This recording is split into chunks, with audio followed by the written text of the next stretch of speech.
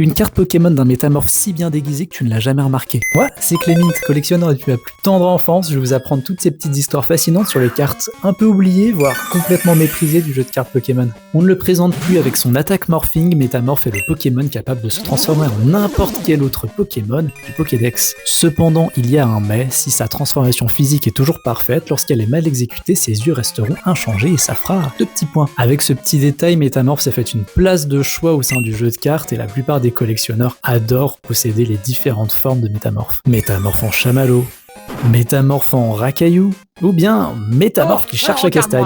Chaque carte a son propre style, mais une des cartes qui reste les plus mythiques, c'est sa toute première apparition dans le set fossile, tout simplement le Métamorphe en 3D. Avec aucune attaque à disposition et seulement un Poké-pouvoir assez étonnant, il avait de quoi nous surprendre, mais heureusement, la description de la carte était là pour tout nous expliquer. Il est capable de copier le code génétique d'un ennemi pour se transformer en son double. Bien qu'étant la toute première occurrence de Métamorphe dans le jeu de cartes à collectionner officiel, et si je vous disais qu'il existait une carte de Métamorphe un peu plus ancienne? Quoi?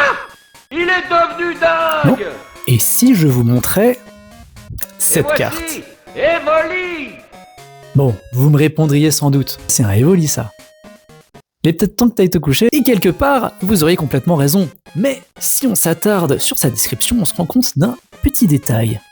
Il est capable de copier le code génétique d'un ennemi pour 1 minute. Evoli ne sait pas copier le code génétique de qui que ce soit. Et en plus, j'ai l'impression d'avoir sacrément déjà lu ça. En effet, si on le met juste à côté de notre cher Métamorphe fossile, surprise, ils ont la même description.